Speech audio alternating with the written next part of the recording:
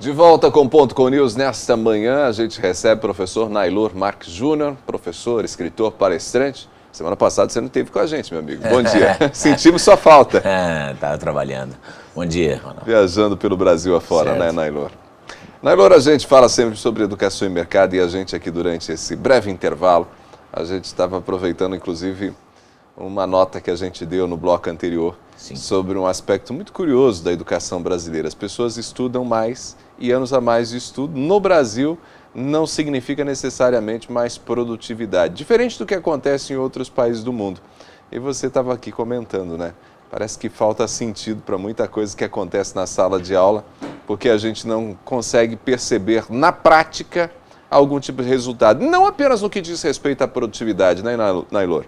É no trânsito, é em tudo.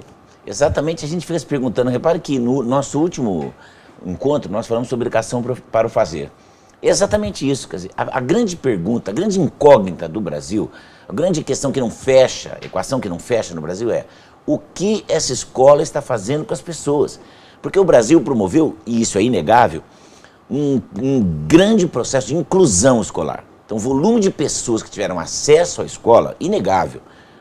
Não importa se no governo A ou no governo B, isso é inegável, isso aconteceu realmente. Agora a pergunta é, levamos as pessoas às escolas, e daí? E daí? Exatamente, essa é a pergunta que a sociedade quer resolver, porque nós não queremos simplesmente a pessoa na escola. Eu quero que a escola seja um agente transformador, que é o papel da escola.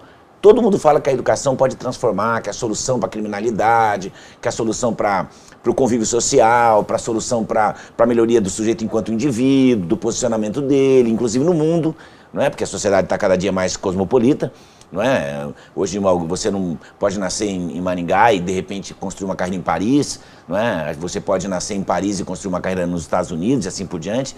Basta ver que o Vale do Silício americano, ele é formado por gente do mundo todo, principalmente por indianos. Quer dizer, às vezes ele saiu numa situação de miséria e está lá no Vale do Silício criando coisas fantásticas. Agora, a gente quer isso, que a educação transforme as pessoas. Agora, para que ela possa transformar, o que a educação precisa fazer, na minha opinião? Duas coisas. Primeiro, conexão com o mundo. Né? Não é, como eu disse a outra vez, apertar parafuso, não é ensinar a apertar parafuso. Isso a nossa educação profissional faz muito bem. É entender aquilo que você estuda, que conexão ela tem real com o mundo. Então, quando eu digo para a criança, lá na escola, eu faço um exercício de trânsito, vamos atravessar pela faixa, vamos parar no sinal vermelho. É para quê? Para que quando ela se torne um adulto, ela pare antes da faixa. Não é? Ela pare no sinal vermelho, ela dê passagem, ela diga por favor, com licença, obrigado.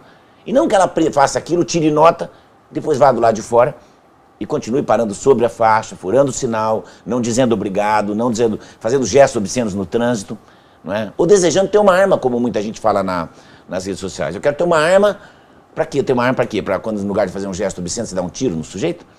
Não é verdade? Quer dizer, então é isso que eu quero, que essa educação reflita alguma coisa do lado de fora. Então por que ela não... A gente viu aqui dizendo que o Brasil está em torno de $200 o ganho, enquanto no Chile está... Em torno de 3 mil. Em torno de Na 3 Coreia mil. do Sul, 6.800 6 mil, dólares. veja, a disparidade é tão grande, tão grande, tão grande, que isso mostra cabalmente, independente da ideologia política de quem nos ouve. Porque esse Zataró, que a gente está do lado de lá, tem muita gente com ideologias distintas. Dizendo, não é assim, porque o pobre isso, porque o pobre aquilo. Isso não é nem para o pobre, nem para o rico. A questão é uma média, uma pesquisa, é um número. Eu não posso argumentar contra ele. Nós estamos agregando muito pouco a educação brasileira, a escola formal brasileira, e quando a gente diz escola formal é ensino de todos os níveis, inclusive superior. Agrega muito pouco, porque as pessoas não sabem efetivamente o que fazer com essa educação, porque talvez a educação não tenha dado esse caminho para elas, de fazer uma conexão entre o mundo, entre esse mundo e o mundo real, e o mundo prático e tal. Uma segunda coisa que eu acho que é importante é que as pessoas olhem para o trabalho delas e entendam o seguinte: a escola não vai durar para sempre. Né? Uma hora eu vou estar inserido nesse mercado, e é meu mercado. Não importa que eu tenha um pai que faça por mim, uma mãe que faça por mim, não é? Ou alguém que faça por mim. Eu vou ter que produzir mais hora, menos hora. Porque vai chegar meu tempo de produzir. E há um preço para a produção. Então a formação não é feita para a escola. A formação é feita para a pessoa. Não é? Tanto é que queria fazer um ponteado que a gente ouve direto na televisão aqui, as pessoas chamando muitas pessoas importantes, muitas pessoas conhecidas, cultas até, usando a expressão cidadão comum. Ora, A cidadania pós-revolução foi criada para que todo mundo fosse a mesma coisa perante a lei. Não existe cidadão comum. Todo mundo precisa ser esse cidadão comum. Ou você é cidadão, ou você não é nada. Não é? Todo cidadão é comum, não tem cidadão incomum. Não é isso? Cidadão não, tem pessoas incomuns. Mas cidadão, o princípio de cidadania é todos têm acesso, teoricamente, aos mesmos direitos. Não é? Daí o foro privilegiado cria uma classe diferente fica de parte, gente. Né? No caso do Brasil, são mais de 20 mil pessoas com foro privilegiado. Vejam, repara que a educação não nos ensina a olhar os acontecimentos. Agora, eu vindo para cá, eu fui surpreendido, a gente todo dia é surpreendido por uma coisa esquisita, pela queda do avião da delegação da Chapecoense. Quem me conhece sabe que eu não tenho, assim, eu não gosto de futebol, assim, eu não tenho não acompanho futebol, não entendo nada, eu nunca vi um jogo de futebol. Mas, obviamente, como pessoa, como cidadão, né, eu fico consternado pelo fato de que são meninos e que estavam começando uma carreira brilhante e que, de repente, podem ter, eu não sei se morreram ou não, porque as notícias ainda não estão confirmadas, são um pouco confusas, não é? Mas o fato é, como eles são jovens, a consternação acaba sendo maior, porque nós temos duas coisas loucas. O que é moderno e o que é jovem, na nossa sociedade, virou um valor em si.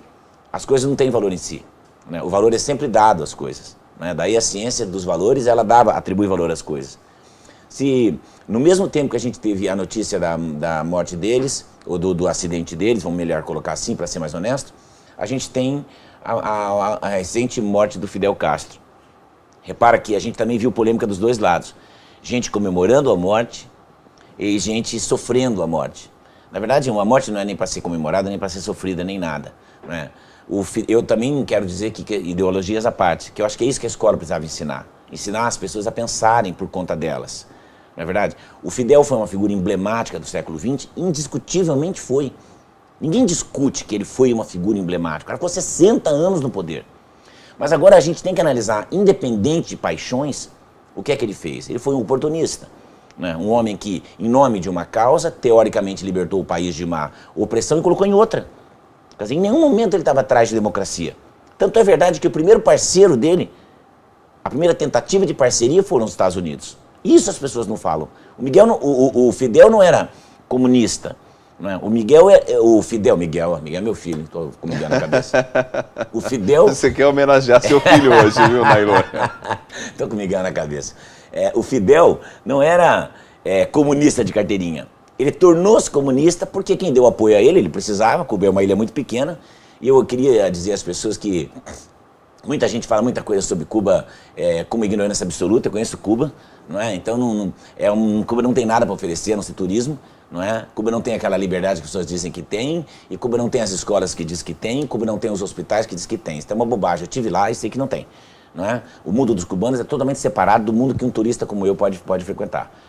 Talvez um dos melhores hotéis que eu já tenha ficado na minha vida tenha sido em Caio Coco, em Cuba. Né? Não em Varadeiro, onde as pessoas vão, mas em Caio Coco, Caio Guilherme e tal. São lugares fantásticos. Mas só pode o turista ir para lá. Quem está lá do outro lado e é cubano está trabalhando.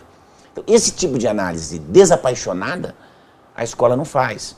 Não é? Deixar a pessoa ir buscar. Não, o cara tem que dizer o seguinte, o cara tentou o melhor e tal. No começo ele até melhorou a vida dos cubanos. Eu não duvido que tenha melhorado mesmo.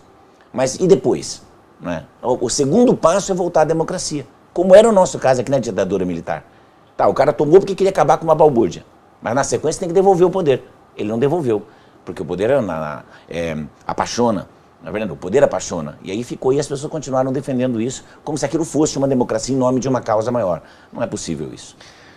Eu acho sempre muito importante na sua fala um aspecto que me parece escapar dentro da dinâmica de ensino nos dias atuais, que é mais do que simplesmente trazer, às vezes, o relato histórico, trazer a contextualização, a aplicação disso para as questões cotidianas. Porque muitas vezes as pessoas que acompanham a nossa conversa, e a gente está falando aqui sobre educação e mercado, podem ficar com a sensação de que a gente está defendendo uma educação que seja essa educação que prepare a pessoa para o ato de apertar o parafuso, se é o parafuso que precisa ser apertado no mercado hoje. Certo. Quando, na verdade, a gente está pensando em preparar essa pessoa para o mercado hoje, amanhã e ao longo da vida, né? Sim. Até porque os modelos produtivos, eles mudam o tempo todo. E quando você fala, por exemplo, do Fidel, uma coisa é o simples relato histórico, outra é você conseguir trazer as contextualizações, as aplicações disso para as diferentes situações, né? Veja, porque quando eu ensinava literatura, quando eu ensinava figuras de linguagem,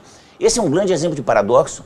Como é que eu posso defender o retorno de uma democracia no Brasil, por exemplo, no período da ditadura militar, e dizer que isto e ter uma ditadura de esquerda lá, e não defender o retorno da democracia? Isso é paradoxal, né? Isso é o próprio exemplo, então o aluno pode entender isso. Isso é ensinar o aluno a pensar. Nós não estamos aqui defendendo o aluno para que ele aprenda a apertar o parafuso, mas para que ele consiga inventar o parafuso, para que ele consiga ter necessidade de ter ou não aquele parafuso lá, e onde colocar aquele parafuso. Porque eu trabalho fora daqui como conselheiro profissional de uma grande empresa, né? de uma grande empresa. Eu trabalho na área de inteligência e como conselheiro profissional. Ora, como conselheiro, eu tenho que ter essa capacidade de desenhar um cenário. Eu não tomo decisões, eu apenas dou conselhos, eu sou pago por isso.